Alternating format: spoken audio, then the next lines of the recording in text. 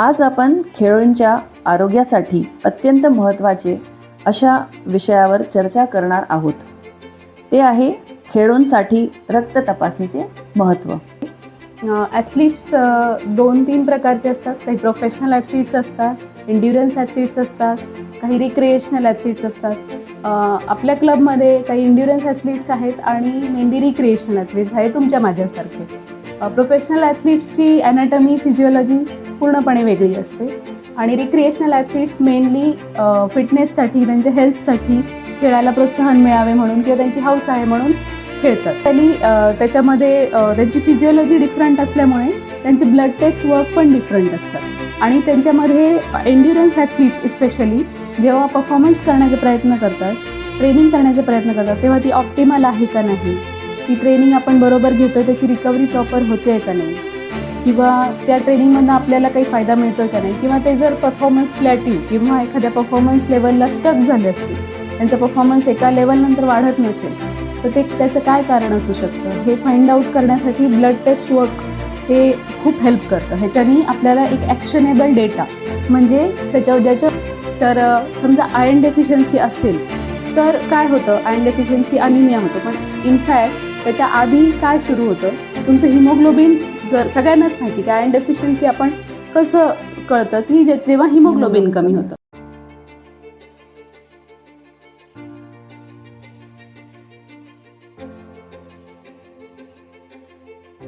नमस्कार श्रीरामपूरकर, मी डॉक्टर जयाराम कुकरेजा, श्रीरामपूर सायकलिंग क्लबची member. Shrirampur cycling club, running club नेहमी काही ना काही टॉपिकवर इन्फॉर्मेशन शेअर करतात, यूट्यूबवर, इंस्टाग्रामवर. तर आजचे आमचे टॉपिक आहे खेळाडूंसाठी, ॲथलीट्ससाठी रक्त तपासणीचे महत्त्व. ही माहिती देण्यासाठी आमच्यासोबत आहे डॉक्टर अपूर्वा संकल्प शिरसाट. मॅडम नमस्कार. डॉक्टर, आपले श्रीरामपूर सायकलिंग क्लबतर्फे स्वागत आहे. थँक्यू. डॉक्टर अपूर्वा संकल्प शिरसाट मॅडम यांनी MBBS पदवी ग्रँड मेडिकल कॉलेज मुंबई येथून प्राप्त केली आहे.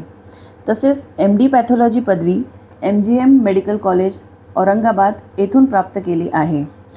गेल्या 5 वर्षापासून श्रीरामपूरमध्ये त्यांचे 2 लॅब आहे, डॉक्टर शिरसाट पॅथॉलॉजी लॅब तसेच हॉर्मोन एसेसाठी पॅथोकेअर. डिपॅथॉलॉजीमध्ये असोसिएट प्रोफेसर या पदावर ते कार्यरत आहे. तसेच IMA महाराष्ट्र स्टेट कल्चरल कमिटीमध्ये नुकतीच त्यांची निवड झालेली आहे. आज आपण खेळाडूंच्या आरोग्यासाठी अत्यंत महत्त्वाचे अशा विषयावर चर्चा करणार आहोत. ते आहे खेळाडूंसाठी रक्त तपासणीचे महत्त्व. तर सुरू करूया. डॉक्टर, ॲथलीटसाठी नियमित रक्त तपासणी करणे का महत्त्वाचे आहे? थँक्यू जया. हा अतिशय महत्त्वाचा प्रश्न आहे. ॲथलीट्स 2-3 प्रकारचे असतात. काही प्रोफेशनल ॲथलीट्स असतात, एन्ड्युरन्स ॲथलीट्स असतात, काही रिक्रिएशनल ॲथलीट्स असतात. आपल्या क्लबमध्ये काही एन्ड्युरन्स ॲथलीट्स आहेत आणि मेनली रिक्रिएशनल ॲथलीट्स आहे तुमच्या माझ्यासारखे.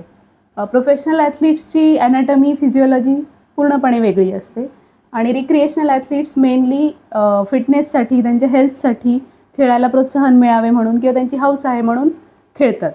बेसिकली त्याच्यामध्ये त्यांची फिजिओलॉजी डिफरंट असल्यामुळे त्यांचे ब्लड टेस्ट वर्क पण डिफरंट असतात आणि त्यांच्यामध्ये एन्ड्युरन्स ॲथलीट्स स्पेशली जेव्हा परफॉर्मन्स करण्याचा प्रयत्न करतात, ट्रेनिंग करण्याचा प्रयत्न करतात, तेव्हा ती ऑप्टिमल आहे का नाही, ती ट्रेनिंग आपण बरोबर घेतो आहे, त्याची रिकव्हरी प्रॉपर होते आहे का नाही, किंवा त्या ट्रेनिंगमधून आपल्याला काही फायदा मिळतो आहे का नाही, किंवा ते जर परफॉर्मन्स प्लॅट्यू किंवा एखाद्या परफॉर्मन्स लेवलला स्टक झाले असतील, त्यांचा परफॉर्मन्स एका लेवलनंतर वाढत नसेल, तर त्याचं काय कारण असू शकतं हे फाइंड आउट करण्यासाठी ब्लड टेस्ट वर्क हे खूप हेल्प करतं. ह्याच्यानी आपल्याला एक ॲक्शनेबल डेटा म्हणजे ज्याच्यावरती काम करता येईल अशी काही माहिती मिळते, ज्याच्यावरती आपण काम करू शकतो. जर आपण त्या वेळेत केल्या तर 6 ते 8 आठवड्यात काही डिफिशियन्सी असल्या तर त्या सप्लिमेंट घेऊन भरून काढू शकतो. त्याच्यानंतर परफॉर्मन्स इम्प्रूव्ह होतो आहे का नाही ते बघता येतं. आणि रिकव्हरीसाठी काही आपल्याकडे ब्लड मार्कर्स आहेत जे ऑब्व्हियसली स्पाईक होतात आफ्टर तुमच्या कुठल्या हाय परफॉर्मन्स ॲक्टिव्हिटीनंतर, पण ते कमीही होतात. मग ते टाईम टू टाईम करून रिकव्हरी बरोबर होते का नाही, किंवा ते परसिस्टंटली हाय आहेत का, तर पुअर रिकव्हरीमुळे तुमचं परफॉर्मन्स लेवल ऑप्टिमम होत नाही आहे किंवा तो वाढत नाही आहे, त्याचे कारण आपल्याला सापडू शकतात. यासाठी ब्लड टेस्ट करणं गरजेचं आहे. आणि प्लस तुम्ही जेव्हा रिक्रिएशनली, स्पेशली रिक्रिएशनल ॲथलीटसाठी हे आहे, जे आपल्या कामाच्या आजूबाजूला आपला ॲथलेटिक परफॉर्मन्स विणतात किंवा त्यांचं ट्रेनिंग त्यांच्या कामाच्या आजूबाजूशी रिलेटेड असतं, तर त्या ट्रेनिंगमुळे ते स्वतःसाठी लॉंग टर्म हेल्थ रिस्क तर तयार करत नाही आहेत ना, किंवा त्याच्याने त्यांची हेल्थ खरंच वाढती आहे का, हे सगळं फाइंड आउट करण्यासाठी, किंवा कितीपर्यंत वाढते, किंवा त्यांच्यासाठी जो बेसलाईन आहे तो त्यांनी अचीव केलेला आहे का, हे सगळं फाइंड आउट करण्यासाठी ब्लड टेस्ट वर्क खूप हेल्पफुल असतं. म्हणजे प्रत्येक ॲथलीटसाठी ब्लड टेस्ट येस, प्रत्येक ॲथलीटने करायलाच पाहिजे आहे. तर ॲथलीट्सने कोणत्या प्राथमिक रक्त तपासण्या केल्या पाहिजे?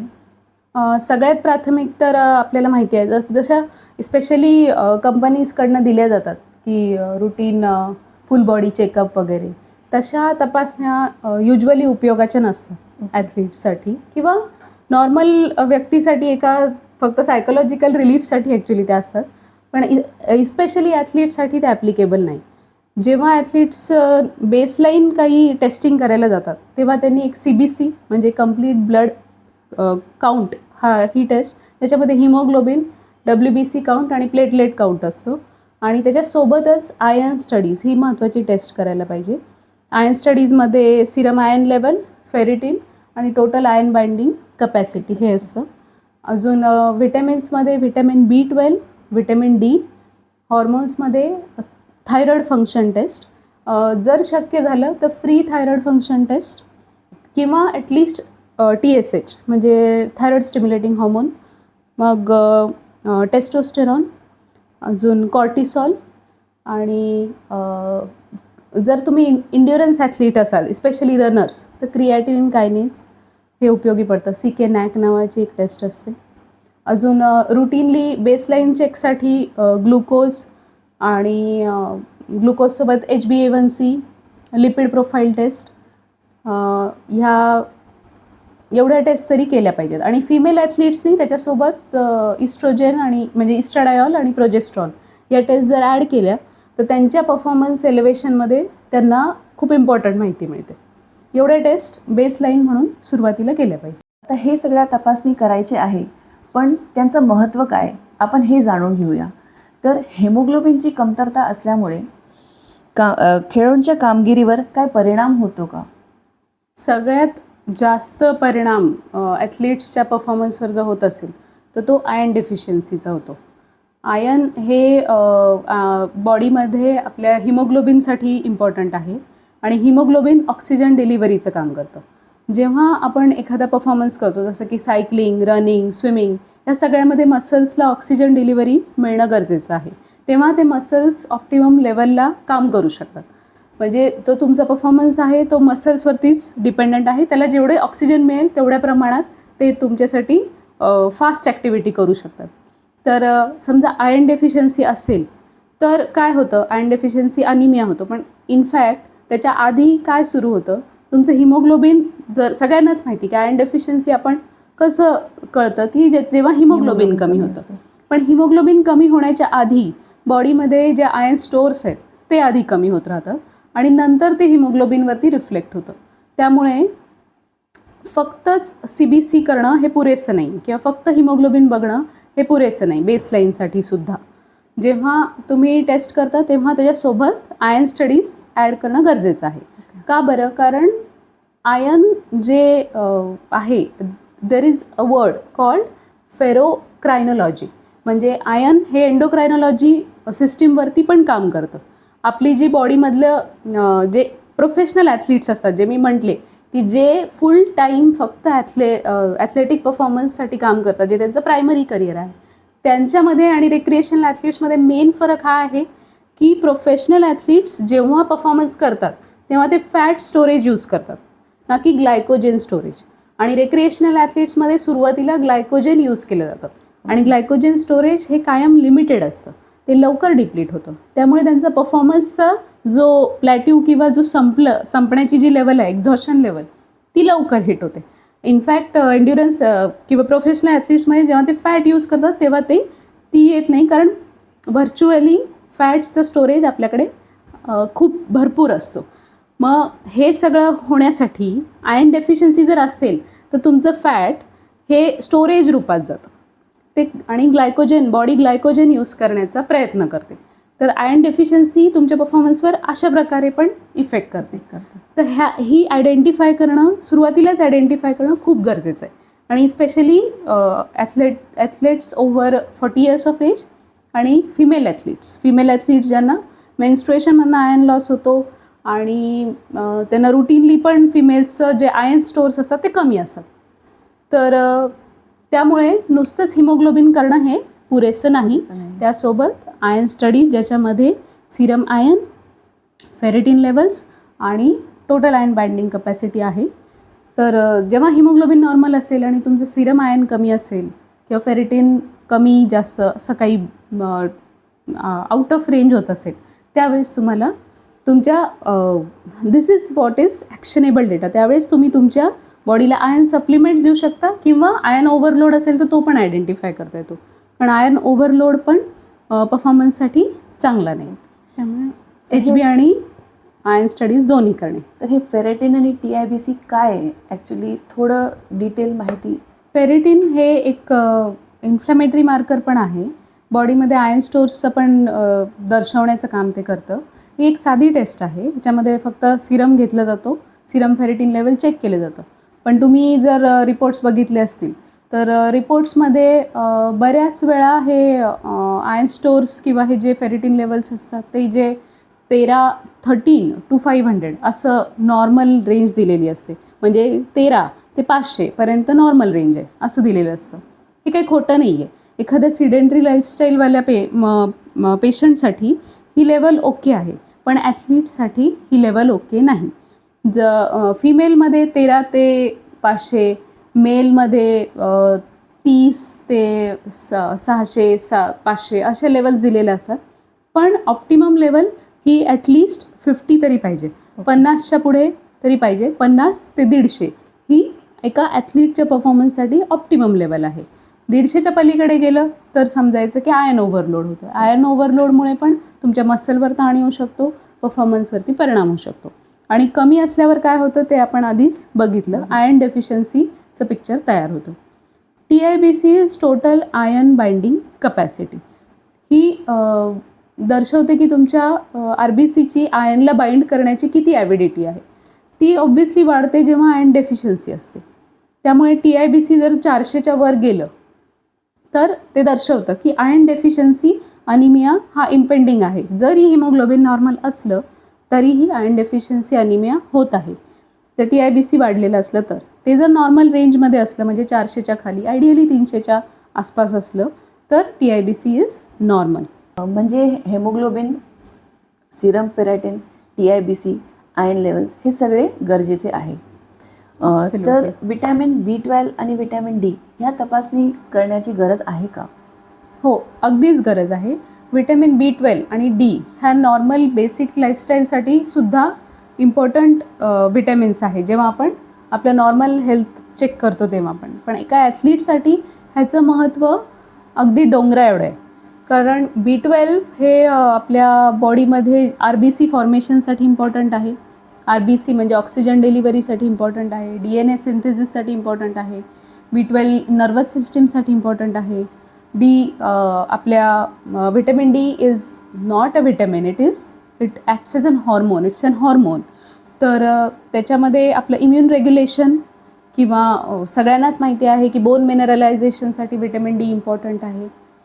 किंवा इन्फ्लमेशनमध्ये, बॉडीच्या इन्फेक्शन्समध्ये विटॅमिन Dचा खूप मोठा रोल आहे. तर विटॅमिन B12 आणि विटॅमिन D ह्या दोन्ही गोष्टी एकमेकांशी संलग्न काम करतात. आयर्न B12 एकमेकांशी संलग्न काम करतं, आयर्न TSH एकमेकांशी संलग्न काम करतात. जेव्हा आपण B12 डेफिशियन्सी म्हणतो तेव्हा नॉर्मली आपण जेव्हा व्हॅल्यूज बघतो तेव्हा तुमच्या रिपोर्टवर तुम्ही जर बघितलं असेल तर 200 ते 800 किंवा 850, 700 सहसा अशा रेंज असतात. किंवा काही वेळेस 150पासून पण त्या नॉर्मल रेंज सुरू होतात. हे जरी खरं असलं तरी हे सिडेंटरी लाईफस्टाईलच्या माणसासाठी ओके आहे. एका ॲथलीटसाठी B12 लेवल 200 ॲक्सेप्टेबल नाही, 300 ॲक्सेप्टेबल नाही, कमीत कमी 400 तरी B12ची लेवल असली पाहिजे. 400 ते 700 ही ऑप्टिमम B12 लेवल आहे. आणि B12 सोबतच विटॅमिन डी लेवल पण आपण बघितलं असेल की इनसफिशियन्सी 30च्या खाली दाखवतात किंवा नॉर्मल रेंज 30 ते 100 अशी दाखवली जाते. तर 30 ही व्हॅल्यू अपेक्षित नाही, ॲथलीटमध्ये अपेक्षित नाही. ॲथलीटमध्ये त्याच्यापेक्षा थोडीशी हायर व्हॅल्यू अपेक्षित आहे. कमीत कमी 50, मोर दॅन 50 टू 75 अशी विटॅमिन डीची लेवल जर असेल तर ती ऑप्टिमम आहे. ह्याच्याने काय होतं, बॉडीतलं जे काही इन्फ्लमेशन आहे, समजा जनरली काही गट हेल्थ इश्यूज वगैरे असतात, तर हे जर काही असेल तर विटॅमिन डीची लेवल ह्याच्यामध्ये कमी होते, कधी जास्त होते. आणि विटॅमिन B12मध्ये तर डेफिशियन्सी झाली तर ॲथलीटमध्ये किंवा नॉर्मल माणसामध्ये पण ते एक सॉफ्ट मार्कर म्हणून वापरू शकतो आपण. It's a soft marker for your cardiovascular health also. कारण B12 डेफिशियन्सीनी ऑब्व्हियसली अनिमिया होतात. पण जेव्हा तुम्ही ॲथलीट असता तेव्हा तुम्ही ॲनिमिक तर नसाल, किंवा एवढी जर आयर्न डेफिशियन्सी आणि मेगॅलोब्लास्टिक अनिमियाची परिस्थिती असेल तर माणूस ॲथलीट नाही होत तेव्हा त्यामुळे ह्या गोष्टी आउट ऑफ क्वेश्चन आहे. पण तुमचं हिमोग्लोबिन जरी नॉर्मल आहे आणि तुम्ही जरी चांगला आहार घेताय आणि तुम्ही चांगलं व्यायाम करताय, you are recreational athlete, but still if you have vitamin B12 deficiency which is very common, खूप कॉमन आहे. इवन पुरुषांमध्येही ती खूप कॉमन आहे. व्हेजिटेरियन डाएट जे घेतात त्यांच्यामध्ये विटॅमिन B12 डेफिशियन्सी जास्त दिसली जाते. बरोबर आहे, जयाला चांगलं माहिती आता विटॅमिन B12 आणि विटॅमिन डी जेव्हा रिपोर्ट्समध्ये ते कमी असतं तर ॲक्च्युली त्याचे सप्लिमेंट्स घ्यायला पाहिजे का ॲथलीट्सने? येस, B12 ही खूप करेक्टेबल डेफिशियन्सी आहे आणि खूप इझिली त्याचे सप्लिमेंट्स अवेलेबल आहेत. ओरल सप्लिमेंट्स असतात, इंजेक्टेबल सप्लिमेंट्स असतात. डॉक्टर जया प्रॅक्टिसिंग असल्यामुळे त्यांना चांगलं माहिती आहे की हे जसं काही almost without any side effects ते सप्लिमेंट्स घेतले जाऊ शकतात. पण तुम्ही घरच्या घरी न सुरू करता बेसलाईन एक त्याचं टेस्ट करून त्याच्यावरती B12 सप्लिमेंट सुरू केले तर त्याचं करेक्शन इझिली 2 ते 3 महिन्यामध्ये अचीव होऊ शकतं. जर B12 डेफिशियन्सी असेल तर आपल्या बॉडीमध्ये आपल्याला माहीत असेल की सध्या आजकाल ते होमोसिस्टिन बरंच ऐकतो आपण. तर B12 जे आहे ते होमोसिस्टिनच्या मेटाबॉलिझमसाठी काम करतं. It's an amino acid homocysteine, जे आपल्या ब्लड वेसल्सला असं घासणीसारखं घासून काढतं किंवा त्याच्या आतलं जे एंडोथिलियम असतं ते काढून टाकतं. मग त्याच्यामुळे आपल्या रक्ताच्या गुठळ्या होण्याची शक्यता बऱ्याच प्रमाणात वाढते, सिग्निफिकंटली वाढते. त्यामुळे B12 डेफिशियन्सी असेल आणि तुमचं वय जर 40च्या पुढे असेल किंवा 50च्या पुढे असेल तर होमोसिस्टिन लेवल्सही करायला कार्डिओलॉजिस्ट कधी सांगतात. त्याच्यामधनं आपल्याला एक इनडिरेक्ट अंदाज कळू शकतो की तुमची रक्ताच्या गुठळ्या होण्याची किती रिस्क आहे. म्हणजे B12 हे जे ब्लड टेस्ट आहे ह्याच्यातनं आपल्याला कळू शकतं की आपल्याला डेफिशियन्सी असेल तर ती करेक्टेबल आहे, आणि डेफिशियन्सीसोबत जर होमोसिस्टिन पण वाढलेलं असेल तर आपल्याला काही रिस्क तयार झालेली आहे, तर त्याच्यावरती आपण काम करू शकतो. अजून विटॅमिन डी हे बोन मिनरलायझेशनसाठी, हे सगळ्यांनाच माहिती, बोन हेल्थसाठी इम्पॉर्टंट आहे. कॅल्शियम बरोबर विटॅमिन डी. विटॅमिन डी नसेल तर हाडांचं तर मजबूती शक्यच नाही. तर विटॅमिन डी जर कमी असेल तर हाडांच्या शक्तीवरती परिणाम होतो, ऑस्टिओपोरोसिस वगैरेचा धोका वाढतो. आणि तुम्ही ॲथलीट असाल तर तुम्ही इंजुरीमध्ये तुमचे फ्रॅक्चर होण्याची भीती वाढते. आणि विटॅमिन डी हे मी जसं आधी म्हटले की ते हॉर्मोन आहे, तर किडनीच्या पण फंक्शन्सवरती विटॅमिन डीचा खूप सिग्निफिकंट इफेक्ट येतो. विटॅमिन डी इम्युन रेग्युलेशनसाठी इम्पॉर्टंट आहे. जेव्हा तुम्ही काहीही ॲक्टिव्हिटी करता आणि तुमची विटॅमिन डी जर डेफिशियंट असेल तर बोन हेल्थ प्लस इम्युनिटी ही दोन्ही पण कमी झाल्यामुळे तुमच्या परफॉर्मन्सवर खूप सिग्निफिकंट परिणाम होऊ शकतो. विटॅमिन B12 डेफिशियन्सी आणि डी डेफिशियन्सी ह्या दोन्ही कंबाईन असतील, जे की खूप कॉमन आहे.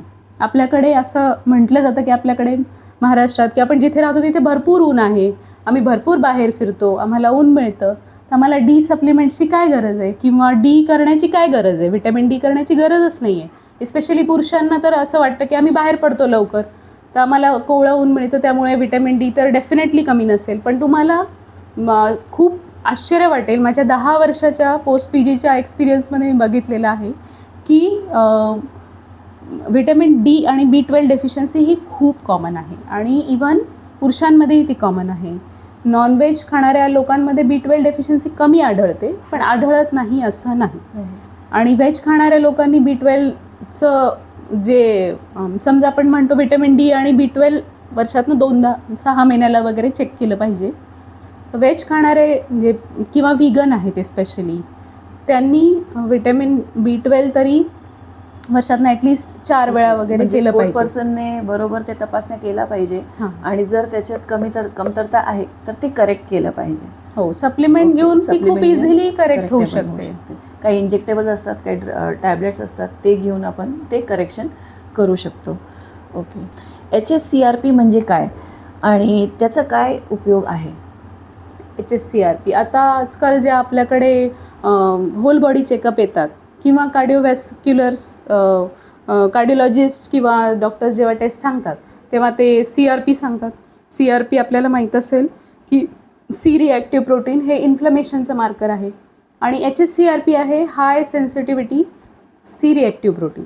म्हणजे सी रिॲक्टिव्ह प्रोटीनचं हायली सेन्सिटिव्ह टेस्ट आहे, ज्याच्यामध्ये आपल्याला आपली कार्डिओव्हॅस्क्युलर हेल्थचा थोडासा अंदाज येतो.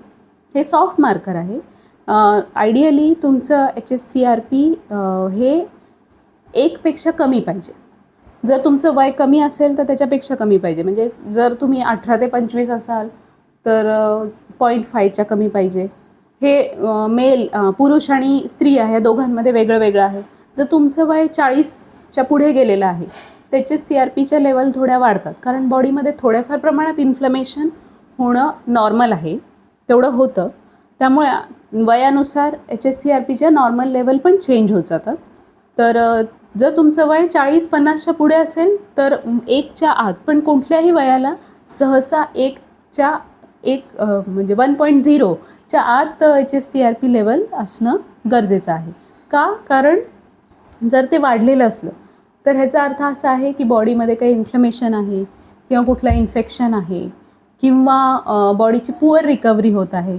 जसं की ॲथलीट जेव्हा वर्कआउट करतात किंवा ट्रेनिंग करतात त्याच्यानंतर पुरेशी जर त्यांची झोप होत नसेल किंवा त्यांना परफॉर्मन्स प्लॅट्यू झाले असतील की परफॉर्मन्स वाढतच नाही आहे, त्यावेळेस HSCRP त्यांना हेल्प करू शकतो. म्हणजे रिकव्हरीच्या वेळेस हां, HSCRP नॉर्मलला समजा तुम्ही एखादी स्ट्रेनियस ॲक्टिव्हिटी केली तर HSCRP डेफिनेटली वाढणार.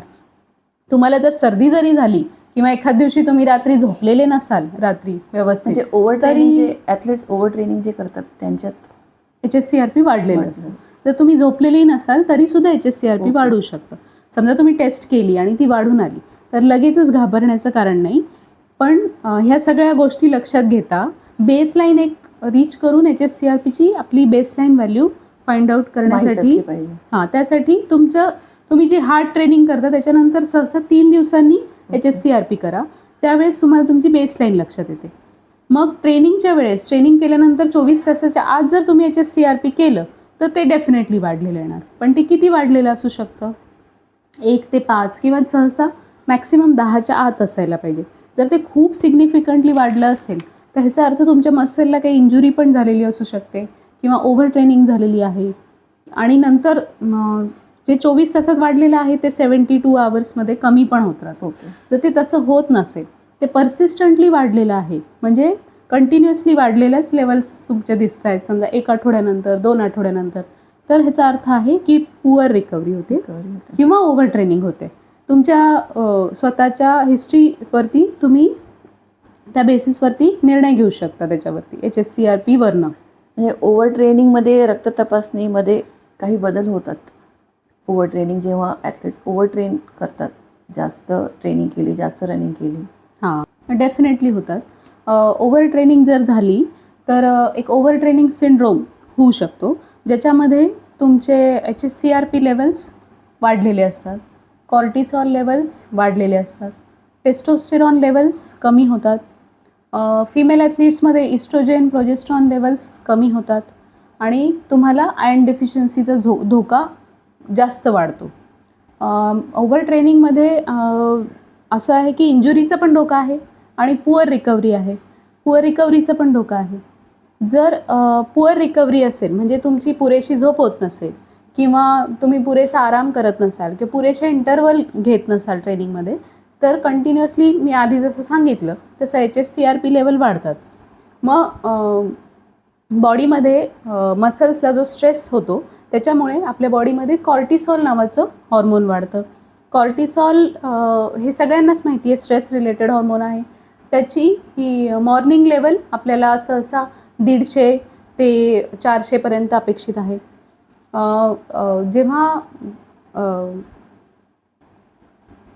जेव्हा ओव्हर ट्रेनिंग होतं तेव्हा ही कॉर्टिसॉलची लेवल जर 400पेक्षा पुढे गेली तर तिथं आपण म्हणू शकतो की कॉर्टिसॉल वाढलेला आहे. त्याच्यापेक्षा कमी असायला पाहिजे. ॲथलीट्सची जी कॉर्टिसॉल लेवल आहे ती इम्पॉर्टंट आहे. नॉर्मल जी रेंज आहे त्याच्यापेक्षा त्यांची रेंज थोडीशी जास्त टाईट आहे. 200 ते 400पर्यंतच त्यांना अलाउड आहे जेव्हा कॉर्टिसॉल लेवल वाढू देणं.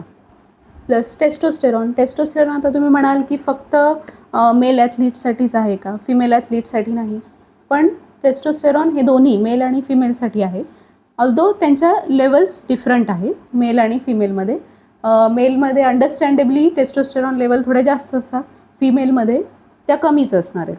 तर जर टेस्टोस्टेरॉन लेवल तुमच्या नॉर्मल रेंजपेक्षा जर कमी असतील, अतिशय कमी असतील, तर ह्याचा अर्थ तुमची रिकव्हरी पुअर होत आहे आणि ओव्हर ट्रेनिंगमुळे बर्डन होत आहे. त्यामुळे टेस्टोस्टेरॉन लेवल कमी होत आहे. प्लस कॉर्टिसॉलचं झालं, HSCRP झालं, टेस्टोस्टेरॉन झालं, परत आयर्न डेफिशियन्सीचा धोका वाढतो. त्यामुळे सिरम आयर्न स्टडीजमध्ये पण चेंजेस येऊ शकतात. CRP सुद्धा वाढलेलं येणार तुमचं. म्हणजे जे ॲथलीट्स ओव्हर ट्रेनिंग करतात त्यांनी रिकव्हरीचा बरोबर टाईम पाळला पाहिजे.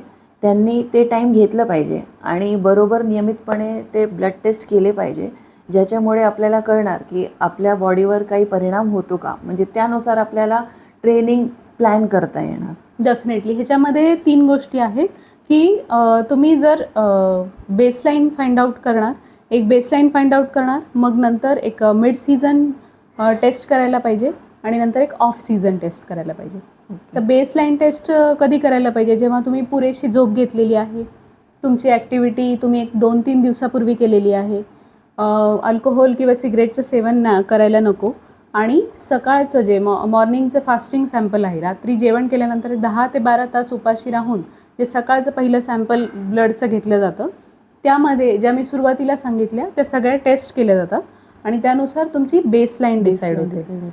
आणि मिड सीझनमध्ये म्हणजे जेव्हा तुम्ही ट्रेनिंग करताय तेव्हा तुमचे हे जे ट्रेनिंगचे मार्कर्स आहेत, जसं मी सांगितलं की क्रिएटिनिन कायनेज किंवा HSCRP हे वाढतात.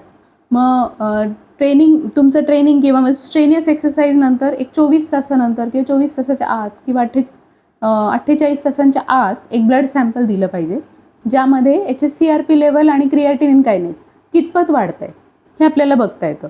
आणि त्याच्यानंतर 3-4 दिवस झाल्यानंतर किंवा तुमचं जे ट्रेनिंग सेशन चालू आहे सीझनमध्ये त्याच्या एंड ऑफ द वीक म्हणजे त्या आठवड्याच्या शेवटी एक सॅम्पल तुम्ही दिलं की त्याच्यामध्ये आपल्याला ते वाढलेलं क्रिएटिनिन कायनेज आणि HSCRP हे नॉर्मल आलं का नाही ते बघता येतं. परत मिड सीझनमध्ये एकदा तुम्ही मिड सीझनमध्ये नाही पण प्री सीझन जेव्हा तुम्ही टेस्ट कराल तेव्हा B12 आणि D जरूर करायला पाहिजे. तर त्याची डेफिशियन्सी असेल किंवा आयर्न स्टडीजमध्ये डेफिशियन्सी असेल तर ती 2 महिन्यामध्ये भरून काढू शकता. तर प्री सीझन म्हणजे काय, तर जेव्हा तुमची मोठी कॉम्पिटिशन आहे त्याच्या कमीत कमी 6 ते 8 आठवडे आधी एक ब्लड टेस्ट जर आपण केली, त्याच्यामध्ये आपण आयर्न स्टडीज, B12D किंवा थायरॉइड फंक्शन टेस्ट, HSCRP आणि CBC ह्यांचा ते करेक्ट करून आपल्याला परफॉर्मन्स चांगला देता येईल. डेफिनेटली ॲथलीट्सला हे सगळे रिपोर्ट्स केले पाहिजे, त्याचं करेक्शन केलं पाहिजे. त्यानुसार आपण जे कॉम्पिटिशनमध्ये पार्टिसिपेट करतो, मॅरेथॉनमध्ये पार्टिसिपेट करतो, ट्रायथलॉन आहे, टाटा मुंबई मॅरेथॉन आहे, म्हणजे त्याच्यामध्ये तुमचा परफॉर्मन्स टेस्ट केले पाहिजे आणि त्यानुसार करेक्शन करू आणि आपल्याला परफॉर्मन्स चांगले आणि तशीच रिकव्हरी पण चांगली होणार. आणि प्लस ह्याच्यामध्ये तुमची जी पुढे रिस्क तयार होऊ शकते, जी आयर्न डेफिशियन्सीमुळे मी म्हटलं की फेरोक्रायनॉलॉजिकल रिस्क किंवा B12 डेफिशियन्सीमुळे जी होमोसिस्टेनिमिया, हायपर होमोसिस्टेनिमियाची रिस्क आहे, ती रिस्क तुम्ही थांबवू शकता. म्हणजे पोस्ट परफॉर्मन्स जेव्हा तुम्ही रिकव्हरी करताय, जर ऑफ सीझनमध्ये तुम्ही एक ब्लड टेस्ट केली आणि रिकव्हरी चेक केली तर तुमची कार्डिओव्हॅस्क्युलर रिस्क पण तुम्ही मेजर करू शकता. आणि याच्याने तुम्हाला कळू शकतं की तुम्ही ओव्हर ट्रेनिंग तर करत नाही आहे ना, तुम्ही रिस्क तर निर्माण करत नाही आहे ना रिक्रिएशनमध्ये किंवा एन्ड्युरन्स ॲथलीट्समध्ये इस्पेशली जास्त इम्पॉर्टंट आहे. आणि रिकव्हरी प्लस तुमच्या परफॉर्मन्सला पण अफेक्ट करते. एन्ड्युरन्स ॲथलीट्सला माहिती असेल की जर प्रॉपर रिकव्हरी झाली नाही तर त्यांचा पुढचा परफॉर्मन्स खूप अफेक्ट होतो. म्हणजे रक्ताच्या तपासणीच्या रिपोर्टनुसार आपण आहार किंवा प्रशिक्षण ह्याच्यात बदल करू शकतो. येस, डेफिनेटली करू शकतो. तुमचा परफॉर्मन्स हा जर एका लेवलला थांबला असेल येऊन आणि तुम्हाला कळत नसेल, कधी कधी आपल्याला कळतच नाही की मी वजन कमी केलेलं आहे किंवा मी चांगलं डाएट घेतो किंवा घेते, मी भरपूर व्यायाम करते, पण मला जसा पाहिजे तसा परफॉर्मन्स एका लेवल नंतर अचीव होत नाही. येते, जास्त झोप येते, म्हणजे ते आपण बदल करून आपण करू शकतो. येस, डेफिनेटली परफॉर्मन्स वाढवू शकतो. आता मार्केटमध्ये जे प्रोटीन आणि क्रिएटिनिन सप्लिमेंट्स आहे, ह्या सप्लिमेंट्स घेतल्यानंतर आपल्या ब्लड क्रिएटिनिन लेवल्सवर काही फरक पडतो का? हो, डेफिनेटली फरक पडतो. क्रिएटिन सप्लिमेंट्स ॲथलीट्स जास्त प्रमाणात घेतात, कॉमनली घेतात. प्रोटीन सप्लिमेंट्स सेडेंटरी लाईफस्टाईलवाले लोक पण घेतात. तर प्रोटीन हे जेव्हा मेटाबोलाइज होतं तेव्हा त्याच्यातनं आपलं किडनी मेटाबोलाइज करून क्रिएटिनिन निर्माण करते. जर तुम्ही जास्त प्रोटीन घेतलं, जास्त क्रिएटिन घेतलं तर ऑब्व्हियसली क्रिएटिनिन लेवल्स वाढणार आहे. तर तुम्ही समजा एखादी टेस्ट केली, जशी टोटल बॉडी चेकअप टेस्ट आहे ज्याच्यामध्ये EGFR वगैरे येतं, तर क्रिएटिनिन लेवल तात्पुरती वाढल्यामुळे, माइंड यू ही लेवल तात्पुरती वाढते जेव्हा तुम्ही सप्लिमेंट्स घेता, ती नंतर नॉर्मलाइज पण होते. तर तेव्हा EGFR लेवल तुमचा तात्पुरता लो येऊ शकतो. तर त्यावेळेस घाबरून जाण्याचं कारण नाही आहे. फक्त काही इंटरवलनंतर किंवा प्रोटीन सप्लिमेंट्स बंद केल्यानंतर 1 महिन्यानी किंवा 2 महिन्यांनी तरी ते रिपीट चेक करून बघितलं पाहिजे की आपलं क्रिएटिनिन नॉर्मल लेवलला येत आहे का, जसं आधी बेसलाईनला होतं. जसं मी परत म्हणते, बेसलाईन टेस्ट करण्याचं हे महत्त्व आहे की तुमचे बेसलाईन लेवल्स तुम्हाला माहीत असले तर तुम्ही ते परत रीच करताय का नाही, आफ्टर टेम्पररी राईज हे कळणं इम्पॉर्टंट आहे. आणि प्लस जे नॉर्मल आपण रेकमेंडेड डोसेज असतात प्रोटीन सप्लिमेंट्सचे पण किंवा क्रिएटिनचे पण, जर रेकमेंडेड डोसेजमध्ये तुमच्या वजनानुसार रेकमेंडेड जर डोसेजमध्ये तुम्ही घेतलं तर त्याचा किडनीला काही धोका निर्माण होत नाही. पण ओव्हर जर घेतलं तर त्याचा डेफिनेटली म्हणजे आपण जेव्हा ट्रेनिंग करतो, रनिंग करतो, सायकलिंग करतो आणि बरोबर प्रोटीन सप्लिमेंट्स घेतो, म्हणजे आपल्याला तेवढं घेतलं पाहिजे जेवढं आपण ट्रेनिंग करतो, म्हणजे ते क्रिएटिन लेवल्सवर इफेक्ट झालं नाही पाहिजे. नाही, जरी तुम्ही ट्रेनिंग करत असाल तरी क्रिएटिनिन लेवल टेम्पररी वाढणार आहे. जर तुम्ही प्रोटीन सप्लिमेंट क्रिएटिन सप्लिमेंट घेत असाल तर तरी, पण ते टेम्पररी आहे.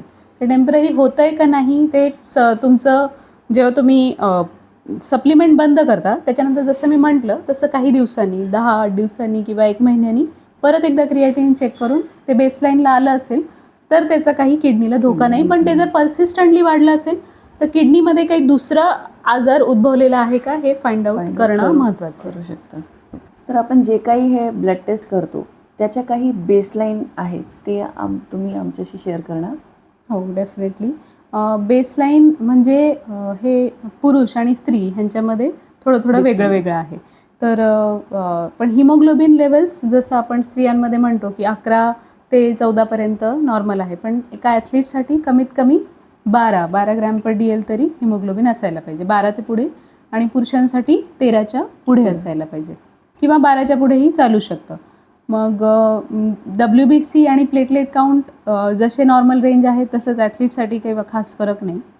आयन स्टडीजमध्ये बराच फरक आहे. जसं मी आधी सांगितलं तसं आयनच्या लेवल्स ह्या 13 किंवा 15 असं नॉर्मल नसून कमीत कमी 30च्या पुढे, ॲटलिस्ट 30च्या पुढे तरी पाहिजे. आयडियली 50च्या पुढे आयन स्टोर्स पाहिजे. TIBC म्हणजे टोटल आयन बाइंडिंग कपॅसिटी वाढलेली नको, ती नॉर्मल रेंजमध्ये पाहिजे. मग TFT म्हणजे जे थायरॉईड फंक्शन टेस्ट आहे त्याची रेंज ॲथलीटची आणि सिडेंटरी सेमच आहे ज्या तुमच्या नॉर्मल रिपोर्टमध्ये असतात. TSHची रेंज 0.42 सहसा 4पर्यंत असते, 4.5 किंवा 4.8, मशीननुसार थोडीशी व्हेरी होते पण तेवढी नॉर्मल आहे. मग TFT नॉर्मल. मग B12 लेवल्स ह्या सिडेंटरी लाईफस्टाईलवाला माणूस आणि ॲथलीट ह्यांच्यामध्ये फरक आहे. सिडेंटरीसाठी 150च्या 200च्या पुढचा पण नॉर्मल समजतो, पण ॲथलीटमध्ये ॲटलिस्ट 400चे 700 तरी पाहिजे. 400चे 700 ही नॉर्मल रेंज. व्हिटॅमिन डीसाठी पण तसंच आहे, थोडीशी पुढची म्हणजे 50 मोर दॅन 50 ते 75 ही ऑप्टिमम रेंज आहे. त्याच्यापेक्षा जास्त जर हायपर व्हिटॅमिनोसिसमध्ये जातं. मग HSCRP आयडियली सहसा आपण एक ताळा घेऊ शकतो की 1पेक्षा कमी असायला पाहिजे. मग डी झालं, B12 झालं, HSCRP. HbA1c तुमचं नॉर्मल असलं पाहिजे तुमच्या वयानुसार. 50च्या पुढे असाल तर 6च्या आत असलं पाहिजे, 6. 55च्या पुढे असाल तर 6.5च्या आत असलं पाहिजे असं. आता काही ॲथलीट्स आणि स्पोर्ट पर्सन जे आहे ते म्हणतात आम्ही वेट कमी केलं, पण तरी आमच्या परफॉर्मन्समध्ये तेवढं इफेक्ट दिसत नाही. मग हे का? ह्याचं उत्तर तुमच्या ब्लड टेस्टमध्ये लपलेलं असू शकतं. जसं मी सांगितलं की फर्स्ट तर इम्पॉर्टंट आयन आहे. आयन डेफिशियन्सीसाठी आयन म्हणजे CBC आणि तुमच्या आयन स्टडीज. दुसरं एक आहे TFT म्हणजे thyroid function test, especially free thyroid function test. आणि तिसरं म्हणजे एक सिरम इन्शुलिन लेवल्स. या सगळ्यातनं आपल्याला काय कळू शकतं की जर आयर्न डेफिशियन्सी असेल तर जसं मी सांगितलं फेरोक्रायनॉलॉजीमुळे आयर्न डेफिशियन्सी ही तुमच्या बॉडीतल्या फॅटवरती पण परिणाम करते. जो ॲडिपोज टिश्यू आहे तो तुम्हाला आता माहीत असेल की it acts as a hormone also. तर त्याच्यावरती परिणाम करून तुमच्यामध्ये ओबेसिटीचा जे प्रोन आहे किंवा ओबेसिटी होण्याची शक्यता आहे ती वाढवू शकते. तर आयर्न डेफिशियन्सी असेल तर ती करेक्ट केली तर तिथून आपण सुटका घेऊ शकतो. आयर्न आणि TSHचं पण एक संलग्न रेग्युलेशन आहे. जर आयर्न डेफिशियन्सी असेल तर TSHचं सिक्रिशन पण कमी होतं. तर त्याच्यामुळे हायपोथायरॉइडिझमसारखी समस्या उद्भवू शकते. हायपोथायरॉइडिझममुळे वजन कमी होण्यास मदत होत नाही, वजन कमी होत नाही आणि जरी कमी झालेलं असलं तरी मसलच्या स्ट्रेंथवर त्याचा खूप परिणाम होतो. त्यामुळे परफॉर्मन्समध्ये त्याचा इफेक्ट दिसून येतो. तर आयर्न डेफिशियन्सी झालं. मग जसं तुम्हाला आयर्न जर तुमचं ओके आहे, TFT तुम्ही केलं तर फ्री थायरॉईड फंक्शन टेस्ट यासाठी याच्यामध्ये फ्री T3 आणि फ्री T4 आणि TSH अशा लेवल्स आपण बघतो. आणि फ्री T3 आणि फ्री T4 हे फंक्शनल फ्रॅक्शन्स ऑफ थायरॉईड आहेत. टोटल T3 T4 करण्यापेक्षा ते जास्त आपल्याला इन्फो देतात. जर तुमच्या बॉडीमध्ये काही हायपोथायरॉइडिझमसारखी शक्यता किंवा हायपरथायरॉइडिझम होत असेल, जर हायपर होत असेल तर सगळ्यात आधी T4 वाढेल, हायपो होत असेल तर सगळ्यात आधी T4 आणि T3 कमी. फ्री T4 आणि T3मध्ये त्याचा इफेक्ट दिसतो, TSHमध्ये दिसण्याच्या आधी पण. तर हे 2 गोष्टी हे आपल्याला माहिती आहे की जर हायपरथायरॉइडिझम झालं तरी पण मसल्स वीक होतात आणि हायपोथायरॉइडिझम झालं तरी पण मसल्स वीक होतात. मग तिसरी गोष्ट ही serum insulin. Serum insulin levels आपण जर बघितल्या, जर त्या वाढलेल्या असल्या तर त्याच्यातनं आपल्याला कळू शकतं की इन्शुलिन रेझिस्टन्स होतो आहे बॉडीमध्ये. जर इन्शुलिन रेझिस्टन्स होतो आहे तर आपल्या सगळ्यांनाच माहिती आहे की त्याच्यानी ॲडिपोज टिश्यू हा स्टबन होतो, it becomes a storage tissue. तर बॉडी ही ॲडिपोज टिश्यू परफॉर्मन्सच्या वेळेस ॲडिपोज टिश्यू वापरण्याच्या ऐवजी ग्लायकोजन स्टोरेजकडे वळते. ग्लायकोजन स्टोरेज हे लवकर संपतात, त्यामुळे परफॉर्मन्सचा जो प्लॅट्यू आहे तो लवकर हिट होतो. त्याच्या पुढे आपण जाऊ शकत नाही कारण ग्लायकोजन स्टोरेज जसं आपल्याला माहिती आहे ते खूप लिमिटेड आहे. त्या ॲडिपोजकडे ते वळवण्यासाठी इन्शुलिनचा जो रेझिस्टन्स आहे बॉडीमध्ये तो कमी करण्यासाठी आपल्याला काय करता येईल. जर हे इथे पुअर रिकव्हरी वगैरे गोष्टी या प्लेमध्ये येतात. जर पुअर रिकव्हरी असेल तर त्याच्यामध्ये इन्शुलिन रेझिस्टन्स पण वाढतो किंवा तुमचं हे जे TFT आयर्न आणि इन्शुलिनचं सगळ्यांचं मिळून जे संलग्न काम आहे हे आपण तुमच्या हिस्ट्रीच्या बेसिसवरती डॉक्टर फाइंड आउट करू शकता, तुमचे फिजिशियन. आणि त्यानुसार तुम्हाला आयर्न जर कमी असेल तर सप्लिमेंट, जर थायरॉईड कमी असेल तर थायरॉईड सप्लिमेंट, जास्त असेल तर त्याच्या गोळ्या. आणि इन्शुलिनसाठी काही रिलेटेड ज्या गोष्टी असतात जसं की काही टॅबलेट्स अवेलेबल आहेत ज्या तुमचे फिजिशियन तुम्हाला देऊ शकतात, स्वतःहून तुम्ही नाही घेऊ शकत. पण हे सगळं करेक्टेबल आहे. ह्याच्याने तुम्हाला सुरुवातीला एक डेटा तयार होऊ शकतो की बाबा हे ज्याच्यामध्ये काय ॲबनॉर्मॅलिटी आहे का, जर असेल तर ती करेक्ट करून तुम्ही परफॉर्मन्स इम्प्रूव्ह करू शकता. जे ओव्हरवेट आहे, ज्यांच्या वेट जास्त आहे त्यांनी फक्त वेट कमी करणे हे टार्गेट ठेवलं नाही पाहिजे. Definitely म्हणजे नाही. त्यांनी वेट कमी बरोबर काही टेस्ट केल्या पाहिजे, त्यांचं करेक्शन केल्या पाहिजे, म्हणजे त्यांचं वेट पण कमी होणार आणि त्यांचं परफॉर्मन्स पण चांगलं होणार.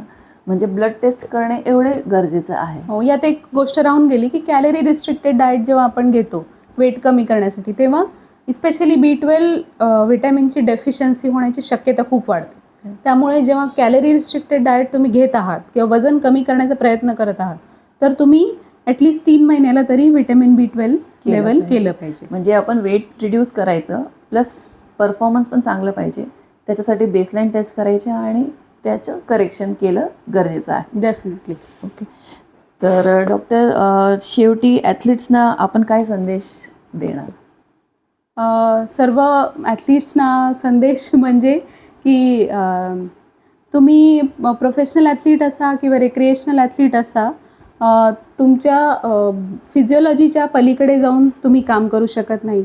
तर ती फिजिओलॉजी फाइंड आउट करण्यासाठी ब्लड टेस्ट करणं गरजेचं आहे.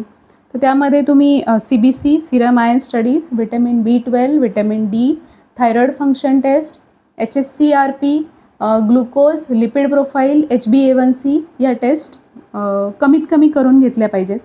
आणि आयर्न डेफिशियन्सी, दुसरं महत्त्वाचं म्हणजे आयर्न डेफिशियन्सी हा सगळ्यात जास्त मोठा हर्डल आहे तुमच्या परफॉर्मन्समध्ये.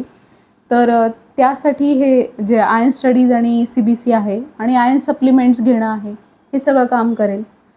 इस्पेशली फिमेल ॲथलीट्सला माझं सांगणं आहे की आयर्न स्टडीज सिरियसली करून घेणे, त्याच्यासोबत फिमेल ॲथलीट्सनी ह्या बेसलाईन स्टडीजसोबत अजून इस्ट्रोजन आणि प्रोजेस्ट्रॉन पण करणं गरजेचं आहे. कारण त्यांच्यामध्ये जसं मेलमध्ये टेस्टोस्टेरॉन कमी होतं जर रिकव्हरी पुअर असेल, तर तसं फिमेलमध्ये पण इस्ट्रोजन आणि प्रोजेस्ट्रॉन लेवल जर कमी असतील तर त्यांच्या परफॉर्मन्सवरती परिणाम होतो.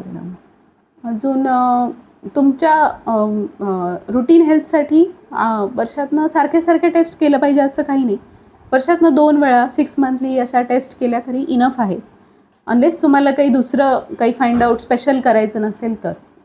आणि जर तुम्ही एन्ड्युरन्स ॲथलीट असाल तर एक प्री सीझन म्हणजे तुमच्या मुख्य स्पर्धेच्या आधी एक 2-3 महिने अलीकडे, मिड सीझन म्हणजे ट्रेनिंगच्या मध्ये, त्याच्यामध्ये क्रिएटिनिन, कायनेज आणि HSCRP, कॉर्टिसॉल, टेस्टोस्टेरॉन हे सगळं.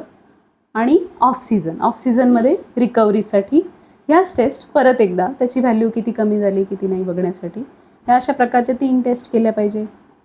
मग तुम्ही जेव्हा सॅम्पल देता तेव्हा आदल्या दिवशी जेवण केल्यानंतर ॲटलिस्ट एक 10-12 तासांचं फास्टिंग असेल तर फास्टिंग सॅम्पल दिलेलं कधीही चांगलं. फिमेलनी जेव्हा इस्ट्रोजन प्रोजेस्ट्रॉनसाठी सॅम्पल देतो तेव्हा तुमच्या मेन्स्ट्रुअल सायकलच्या दुसऱ्या ते 5व्या दिवसाच्या मध्ये म्हणजे फॉलिक्युलर फेजमध्ये ते सॅम्पल दिले पाहिजेत. आणि सगळ्यात महत्त्वाचं म्हणजे जेव्हा तुम्ही ब्लड टेस्ट करता तेव्हा त्यांचे रिपोर्ट्स तुमच्याकडे येतात. इस्पेशली HSCRP बऱ्याच जणांचं वाढलेलं येतं, त्यावेळेस तुम्ही बाकीच्या गोष्टींचाही विचार करणं गरजेचं आहे की माझी आदल्या दिवशी जर तुम्हाला झोपही झालेली नसली तरीसुद्धा HSCRP स्पाईक होऊ शकतं, किंवा तुम्हाला काही सर्दी खोकला असला किंवा मायनर काही ताप वगैरे येऊन गेला असला तरी ते स्पाईक होऊ शकतं.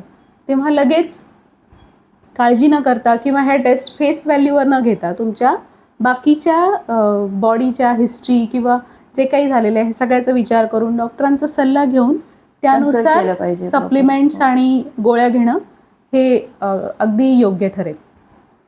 Thank you doctor. खेळाडूंच्या आरोग्य आणि कार्यक्षमतेसाठी रक्त तपासणीचे महत्त्व याबद्दल आपण दिलेली मूल्यवान माहिती आणि आपला वेळ दिल्याबद्दल मी मनपूर्वक धन्यवाद करते. आपल्या मार्गदर्शनामुळे हा विषय अधिक चांगल्या प्रकारे समजून घेण्यास मदत झाली.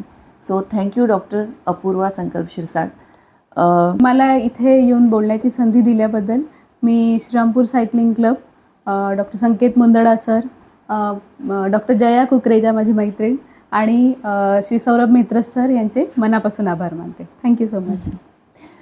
हा व्हिडिओ बघणाऱ्यांना पण माझा मनपूर्वक धन्यवाद. तर तुम्ही रनिंग करा, वॉक करा, स्विमिंग करा, योगा करा, जिम करा, काही ना काही आपल्या आरोग्यासाठी करत राहा. तर परत भेटूया, एका नया विषयावर चर्चा करूया. तर जे ॲक्टिव्हिटी तुम्ही करतात ते काळजीपूर्वक करा, आपली काळजी घ्या. नमस्कार श्रीरामपूरकर.